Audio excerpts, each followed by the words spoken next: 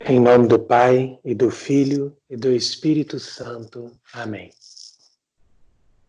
Queridos irmãos, quero propor-vos hoje esta meditação, neste último dia do ano, dentro da oitava do Natal. Nós podemos refletir por que Deus se manifesta na noite. Porque o Filho de Deus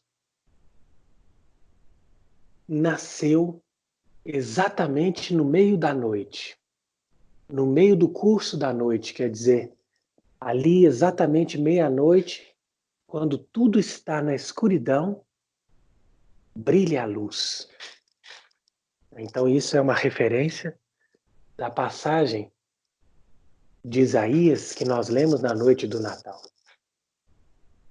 Quando diz que o povo que andava nas trevas viu uma grande luz.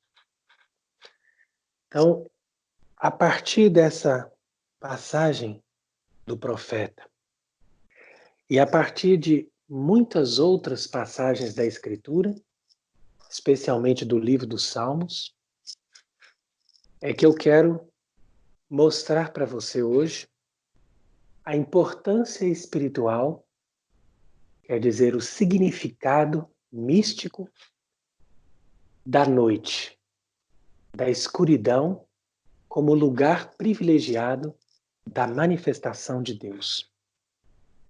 Ora, se você tomar aqui o livro da sabedoria, no capítulo 17, diz ali, no versículo 20, que sobre eles pesava uma noite profunda, imagem das trevas que haviam de recebê-los. Eles próprios, aliás, eram mais pesados para si mesmos que as próprias trevas. Para os teus santos, porém, a luz era fulgurante, e aqueles que ouviam a voz, mas não viam a sua figura, os exaltavam por não terem sofrido as mesmas coisas. Então quer dizer que aqui no livro da sabedoria, nós estamos falando da noite em que o povo de Deus saiu do Egito. Essa noite era uma figura da noite da Páscoa e, portanto, da noite do Natal. Então não é à toa que a liturgia nos convida para celebrar o nascimento do Senhor à meia-noite. E assim também a liturgia vai nos trazer novamente à meia-noite para celebrarmos a Páscoa, a ressurreição do Senhor. Se nós analisarmos ainda mais para trás, vamos perceber no livro do Gênesis que o começo da criação, o cenário que nós temos para começar a criação, é um grande nada e uma grande noite.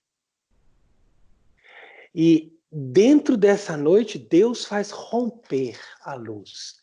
Deus faz romper a aurora, a visão desta eclatante e sobrenatural realidade que nós chamamos de luz, mas não simplesmente uma luz como a luz do sol ou como outra luz qualquer, mas aqui podemos dizer que é uma luz criada,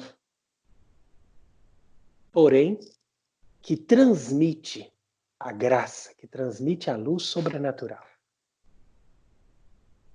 Então ali, no Gênesis, nós encontramos a manifestação dessa luz. Como se diz, e se fez a luz. Deus disse, faça-se a luz, e a luz foi feita. E aquela noite foi interrompida pela presença da luz. Então, seja no momento da criação, no primeiro ato da criação, ou seja, no momento em que o povo de Deus foi libertado do cativeiro do Egito, no meio daquela noite. Em todos esses momentos, Deus se manifesta de uma forma especial na noite para mostrar-nos que é a força dele e não a nossa capacidade humana e não a nossa visão humana que vai transformar ou que vai dirigir todas as coisas. Nós podemos até aqui fazermos uma observação do ponto de vista histórico, né, que a vida do ser humano mudou muito quando as pessoas começaram a utilizar a luz elétrica. Antes, quando não existia a luz elétrica, a noite era algo mais profundo, mais presente na vida das pessoas. Não quero dizer que a luz elétrica seja necessariamente um mal, mas é simplesmente para nós pararmos para perceber que a evolução, no sentido negativo mesmo da humanidade, acompanha o surgimento dessas tecnologias que vão tirando a possibilidade do homem pensar em Deus, do ser humano ter uma experiência de Deus. E não são poucas as experiências de Deus que nós encontramos nas Escrituras que se manifestam durante a noite. Citando, por exemplo, aquela briga que Jacó teve com Deus, ou com um anjo de Deus, que durou exatamente o período da noite. Quando começou a raiar a aurora, então acabou aqui. Então quer dizer que foi exatamente naquele período que se manifestou aquele embate, né? Era uma briga, mas no sentido místico, que normalmente é interpretado como uma oração de luta, uma oração de combate, onde o homem orante, representado por Jacó, é obrigado a brigar com Deus até conseguir a graça. E aquilo ali aconteceu durante uma noite. É sabido também que no Evangelho, nosso Senhor Jesus Cristo aproveitava muito bem das noites para rezar. E dentro do contexto da vida monástica, nós temos a oração privilegiada, quer dizer, o ofício mais profundo, mais completo, né, do breviário monástico, é justamente o ofício das matinas que nós rezamos à meia-noite. É para mostrar mesmo aquele momento da mais densa treva que vai ser justamente o momento onde nós vamos encontrar Deus. Vejamos também aqui a parábola do Evangelho, né? Capítulo 25 do Evangelho de São Mateus, quando diz que o reino dos céus é comparado a essas 10 virgens que saíram para o encontro do esposo. 5 eram prudentes e as outras eram imprudentes. Justamente no meio da noite, como diz ali no versículo 6, ouviu-se um grande estrondo. O noivo está chegando, ide acolhê-lo. Então as levantaram, prepararam as suas lâmpadas e algumas estavam preparadas e as outras não. É interessante notar aqui nessa parábola do Evangelho que todas elas dormiram. Todas adormeceram. Então não é porque algumas eram mais prudentes que elas ficaram ali completamente vigilantes. Mas a vigilância delas estava presente com as suas lâmpadas acesas. Apesar delas adormecerem, elas permaneceram com as lâmpadas acesas. Então isso tem uma relação com a nossa vida espiritual, é algo que tem um significado muito profundo, pelo seguinte, porque é impossível que nós sejamos completamente vigilantes para perceber o momento em que Deus vai nos chamar, seja para alguma coisa especial da nossa vida, ou seja para um momento de uma comunicação maior que a gente vai ter com Ele, ou mesmo para o momento da nossa morte, que também pode ser interpretado como meia-noite, né? Porque a morte é essa treva densa, né, que nós vamos entrar para estarmos na presença de Deus. Então, independente desta relação simbólica, nós não somos capazes de ter uma vigilância perfeita, mas somos capazes sim de termos uma vigilância, ou seja, de mantermos a chama acesa da nossa caridade, da nossa vida espiritual, da nossa ligação com Deus, né? Aqui também poderíamos dizer que seria o estado de graça que a pessoa vai manter, né? O que nós chamamos de estado de graça não é outra coisa senão esta lâmpada acesa, né? Que faz com que a luz da nossa alma esteja realmente viva, a chama esteja viva, e nós sejamos capazes de reconhecer a voz de Deus e de ir ao seu encontro meia-noite. Assim também foram aqueles pastores que estavam na noite de Natal pastoreando o rebanho e foram capazes de ouvir o chamado dos anjos e saírem ao encontro de Cristo que era nascido. Então Nossa Senhora também experimentou, no meio daquela noite, que para ela era totalmente escura, né? Ela não tinha entendimento completo do que estava acontecendo com a vida dela, né? Mas ela estava sozinha, dentro de um estábulo, um lugar completamente inadequado para um parto, né? Uma pobreza completa, numa falta de recurso completa, sozinha, né? Porque a gente costuma dizer que José tinha saído, né, para buscar as coisas que eram precisas, e ali Nossa Senhora simplesmente se abandona na presença de Deus. Ela se abandona na vontade de Deus.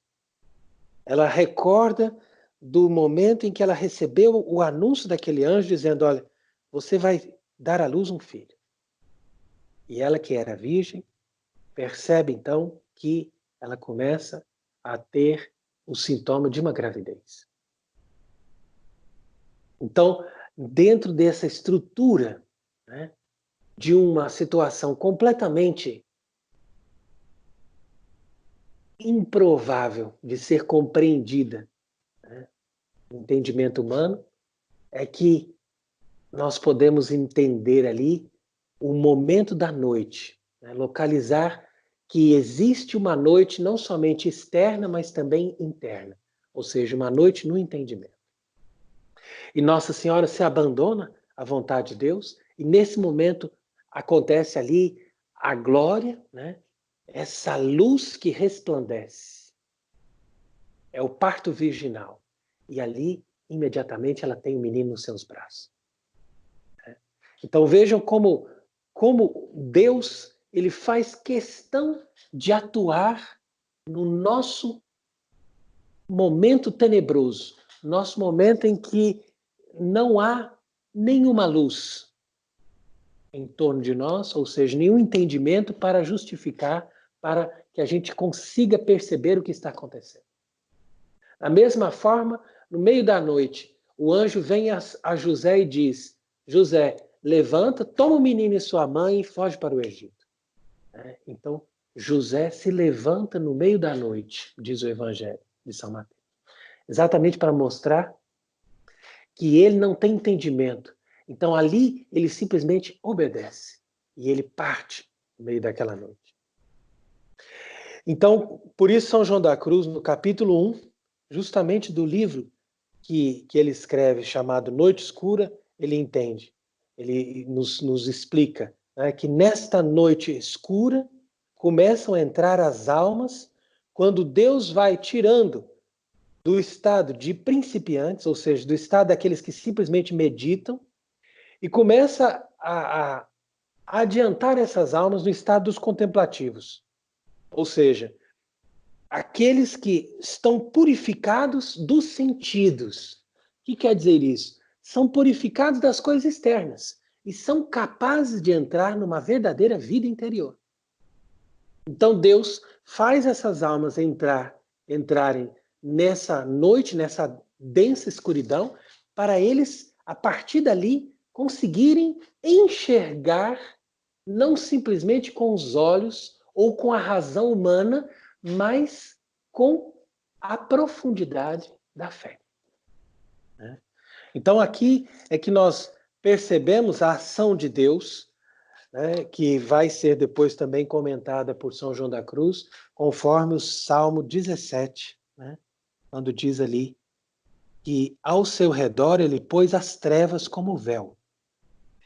E ele fez tendas de águas escuras e espessas nuvens. E diante do seu esplendor derramaram-se as nuvens, granizo e faíscas de fogo. E do céu trovejou o Senhor e o Altíssimo soltou a sua voz. Como granizo e faíscas de fogo. E multiplicou seus raios. E apareceu o fundo do mar e desnudaram-se as bases do mundo por causa da ameaça do Senhor. Então percebam aqui como é interessante isso, que ele que está se revestindo de trevas e de escuridão, como diz aqui também no versículo 10, ele se inclinou do alto dos céus e desceu numa nuvem escura. Então ele que está todo envolvido dessa escuridão, ele faz as coisas se tornarem tão claras, tão evidentes, que até o fundo do mar aparece. Imagina a força da luz que faz aparecer até o fundo do mar e dizer, tudo está claro diante de mim. Então é por isso que nós temos que realmente nos aprofundar na espiritualidade que nos conduza a uma noite. E é nessa noite que nós seremos capazes de rezar e de entender a ação de Deus. Ali vem também o Salmo 41, que é um verdadeiro hino, de alguém que está na angústia, de alguém que está naquela aflição e que precisa de uma resposta, mas que vai se contentando, simplesmente com aquele mínimo da presença de Deus, que Deus permite a uma alma para que ela não desfaleça completamente. Então, ela vai nessa peregrinação noturna, conhecendo os caminhos, tateando os caminhos escuros que Deus vai lhe mostrando. E dali ela reza dizendo, no versículo 9, de dia o Senhor me dá sua graça, e à noite eleva a ele o meu canto. Como a gente diz em latim, et nocte canticum meus. Ora, toda essa espiritualidade da noite, toda essa profunda atuação divina que se manifesta na vida do ser humano, e que vai aperfeiçoando o ser humano, justamente por uma constante sucessão de purificações que leva a pessoa a se conscientizar da impotência de si mesma, e, ao mesmo tempo, da capacidade de Deus de realizar as coisas quando as coisas não são humanamente realizáveis. Vamos colocar dessa forma. Tudo isso vai nos trazendo um entendimento de como deve ser o nosso caminho espiritual. Então, na medida em que nós entramos na noite do último dia do ano, quer dizer que nós estamos agora para entrar numa vigília noturna e meditarmos no último dia do ano. Então, vale a pena nós recapitularmos a noite do Natal e pensarmos também na última noite da nossa vida, que vai nos conduzir à noite escura do nosso julgamento, ou seja, no momento da nossa morte. E ao invés de buscarmos dissipações e prazeres ou sortilégios, numa noite de Réveillon, busquemos, sobretudo, o silêncio e a adoração. Busquemos a presença de Deus. busquemos uma oração sincera diante de Deus que nos revele, né, a escuridão que está em nós mesmos, que nos revele a nossa carência, o nosso vazio, o nosso ser destruído, o nosso ser angustiado, sem visão, para que assim tenhamos acesso à luz da Trindade sublime e infinita, né? A luz do Deus que vê no escondido, que vê no escuro e que para ele não existe luz. Como diz o Salmo 138 também, et nox sicut dies illuminabit, quer dizer, que para ele a noite é iluminada como o dia. Então, aprendamos hoje que a noite é de fato um lugar privilegiado para buscar Deus e para a ação de Deus. E se nosso Senhor nasceu no meio da noite, e se nosso Salvador ressuscitou no meio da noite, foi para expulsar as nossas trevas, foi para destruir o reino de Satanás, para destruir o império do pecado, da escuridão humana, das nossas mazelas, dos nossos sofrimentos, dos nossos erros, que nos importam tanta treva, mas que, com o poder de Deus, com o sopro de Deus, todas essas trevas são dissipadas e a glória da sua presença luminosa nos leva até a perfeição da luz, a perfeição da visão, nos leva até a mais perfeita satisfação da sua presença. Que Ele esteja conosco nesse dia e em todas as nossas noites, até o fim da nossa vida. Amém.